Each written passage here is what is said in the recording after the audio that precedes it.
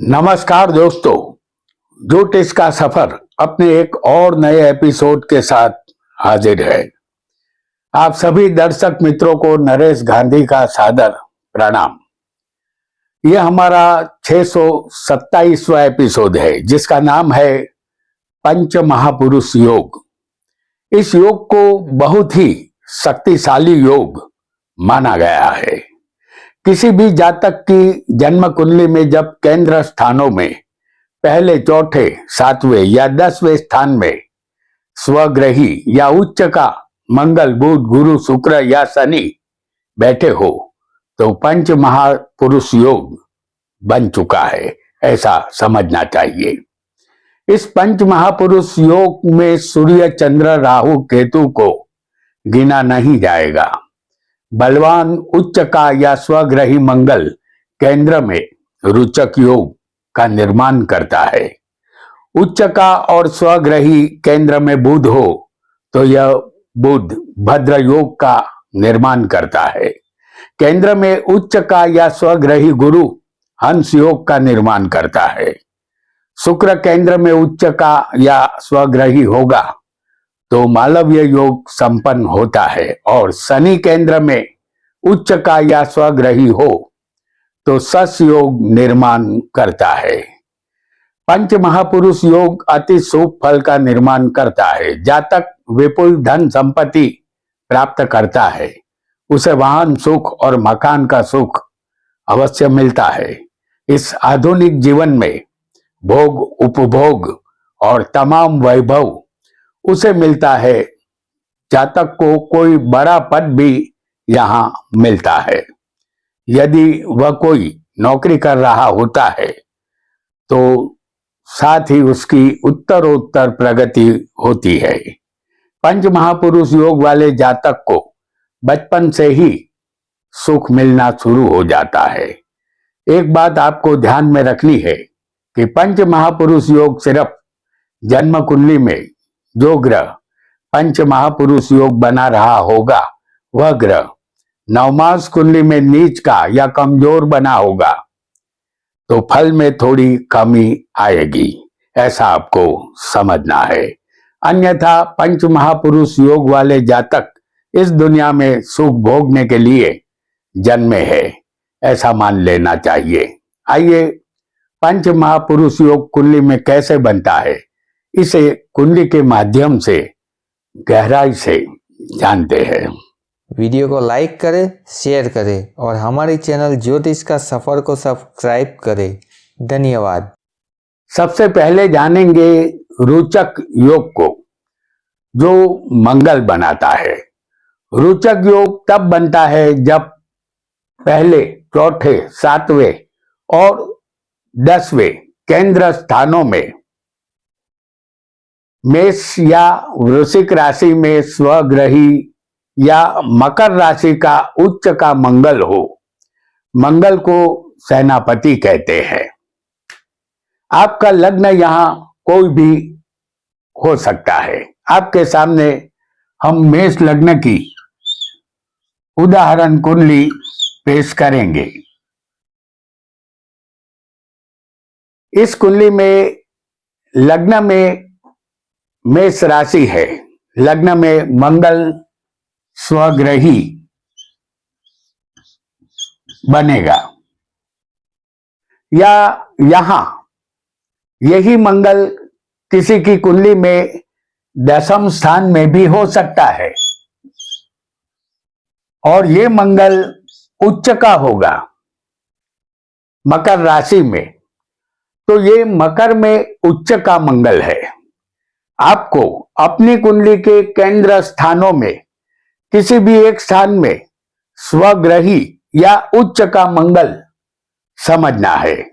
पहले, चौथे, सातवें या 10वें स्थान में स्वग्रही या उच्च का मंगल। तो मंगल की दिशा हमेशा दक्षिण होती है। ये दक्षिण दिशा है। दक्षिण में मंगल दिग्बल प्राप्त करता है। इसलिए ये मंगल इस लग्न में जो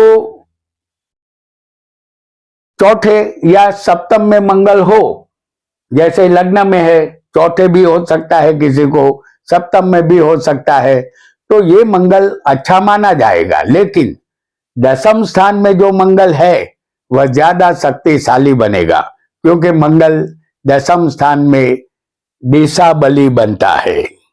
ये दक्षिण दिशा है, इसे रोचक योग कहते हैं। जातक आर्थिक, शारीरिक और मानसिक रूप से सशक्त बनता है। वह सही मायनों में मर्द होता है। नौकर चाकर, वस्त्राभूषण, जमीन जागीर, मकान, महलात का सुख यह रोचक योग वाला मंगल देता है। रोचक योग शत्रुओं पर विजय दिलवाता है। जातक को प्रसिद्धि भी मिलती है। जातक पुलिस वाला, डॉक्टर या व्यापारी बनता है। जातक में धीरज और संयम नहीं होता, फिर भी मुश्किल समय में जातक सामना अवश्य करता है। रोचक योग वालों में एक खास बात देखने को मिलती है, वह जातक आम व्यक्ति से खास व्यक्ति बन जाता है। वह अपने बलबूते पर जीवन में आगे बढ़ता है। वह रोचक योग के कारण अपने गांव में, शहर में, राज्य में या देश में एक विशिष्ट दर्जा हासिल करता है। उसे उच्च पद मिलता है। जातक को 28 साल की उम्र से रोचक योग का फल मिलना शुरू हो जाता है। आइए एक अन्य ग्रह को भी जानेंगे, क्योंकि हम बता ही चुके हैं कि राहु, केतु और चंद्र, सूर्य इन पंच महापुरुष योग में शामिल नहीं किए जाएंगे। बाकी के जो ग्रह है, मंगल, बुध, गुरु, शुक्र और शनि, ये 5 ग्रह ही रोचक योग जब वो केंद्र में स्वग्रही या उच्च के होंगे तो बनाएंगे। अब जानते हैं दूसरे ग्रह को। केंद्र में बुध स्वग्रही या उच्च का हो तब भद्र योग बनता है।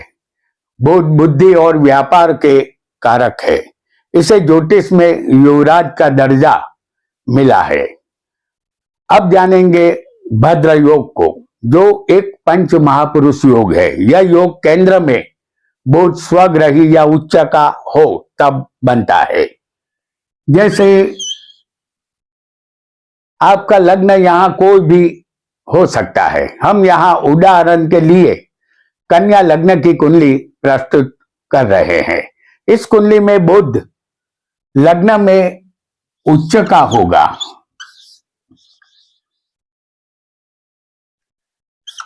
और दसम स्थान में यदि बुध होगा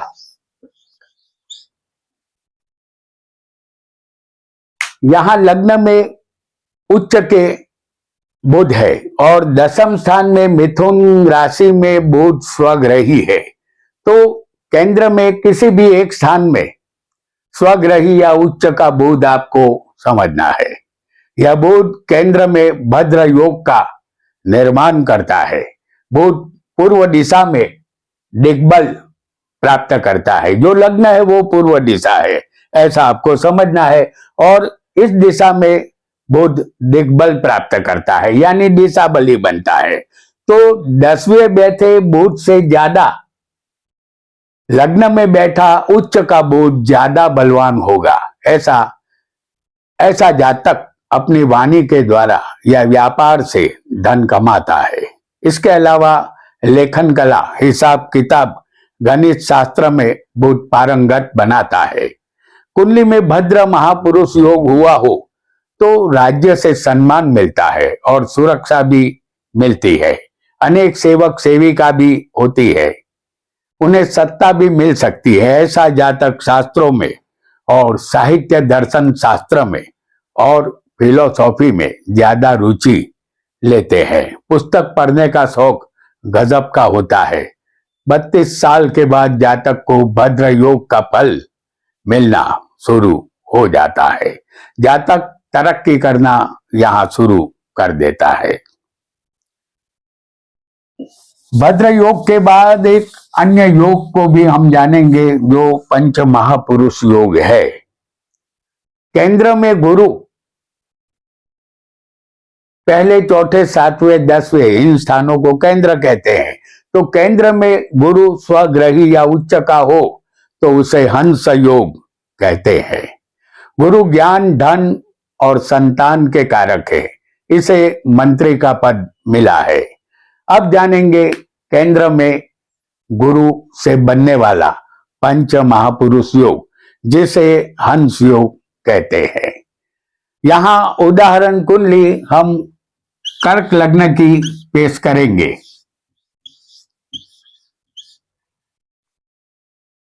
गुरु लग्न में कर्क राशि में उच्च का होगा, क्योंकि केंद्र में गुरु उच्च का होगा तो स्वग्रही केंद्र में ये नहीं बनेगा।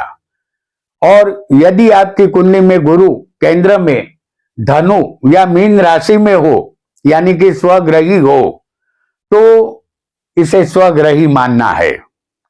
यहां हम सिर्फ उच्च का गुरु आपको दिखा रहे हैं। आपकी कुंडली में केंद्र में गुरु स्वग्रही भी हो सकता है। आपको अपनी कुंडली में स्वग्रही या उच्च के गुरु को केंद्र में समझना है। गुरु लग्न में यानी पूर्व दिशा में दिग्बल प्राप्त करते हैं, वह दिशा बली बनते हैं। लग्न में उच्च का गुरु ज्यादा बलवान होगा। यहाँ हंस योग वाला जातक ज्ञानी, आध्यात्मिक और सच्चा सलाहकार बनता है। यह समाज में उच्च स्थान प्राप्त करता है, वह धनवान भी बनता है। उसे धर्म में आस्था होती है। वह शिक्षक, यूनिवर्सिटी के चांसलर या प्रोफेसर होते हैं। वह कर्मकांडी, धार्मिक, कथाकार, पंडित भी बन सकते हैं। उनके माता और पिता उत्तम होते हैं। जातक को दीर्घ आयुष्य मिलता है। श्रेष्ठ मकान और वाहन का सुख जातक को मिलता है। 25 साल की उम्र के बाद जातक को सभी तरह के सुख मिलने शुरू हो जाते हैं। जातक को धन वैभव का सुख मिलता है, लेकिन हंस योग का फल ज्यादातर 40 साल की उम्र के बाद ही मिलता है।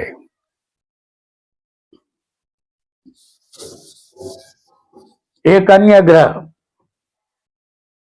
जिसे जानेंगे, एक और पंच महापुरुष योग को जानेंगे, जिसे मालव्य योग कहते हैं। आपकी कुंडली में शुक्र केंद्र में स्वग्रही या उच्च का होगा तो यह शुक्र मालव्य योग का निर्माण कर रहा है। शुक्र को मंत्री पद मिला है। आपकी कुंडली में शुक्र केंद्र में स्वग्रही या उच्च का हो तो मालव्य योग संपन्न होता है। आपके सामने हम उदाहरण कुंडली धनु लगन की लाएंगे।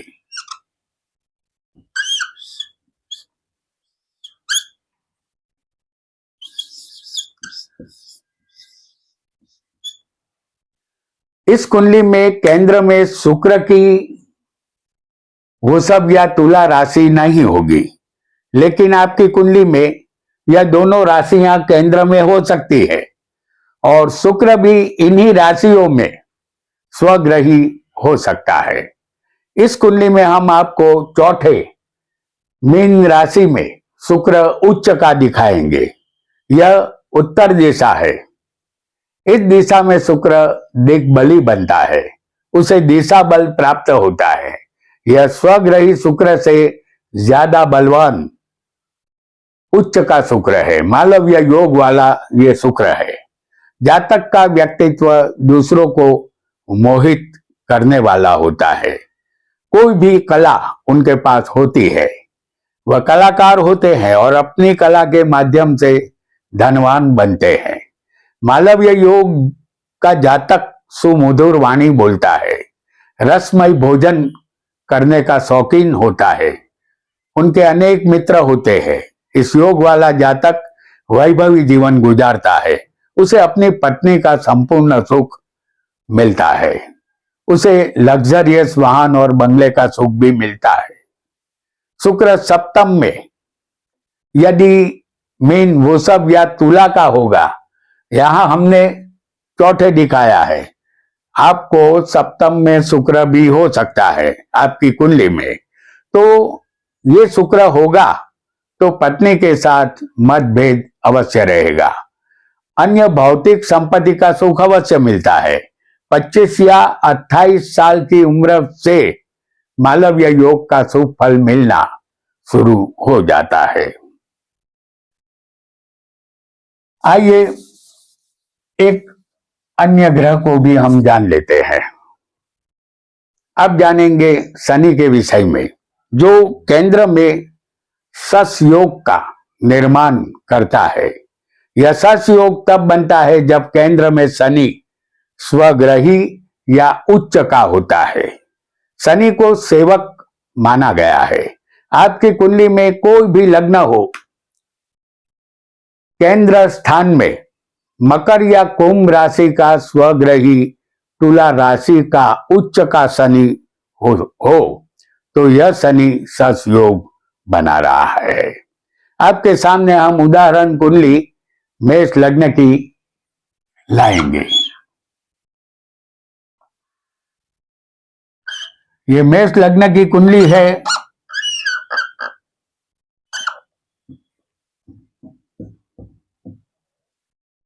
इस कुंडली में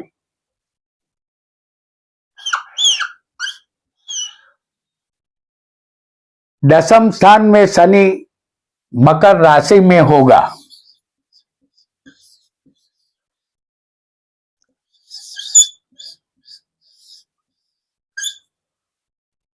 इस कुंडली में दशम स्थान में शनि मकर राशि में स्वग्रही होगा, जबकि सप्तम स्थान में शनि तुला में उच्च का होगा।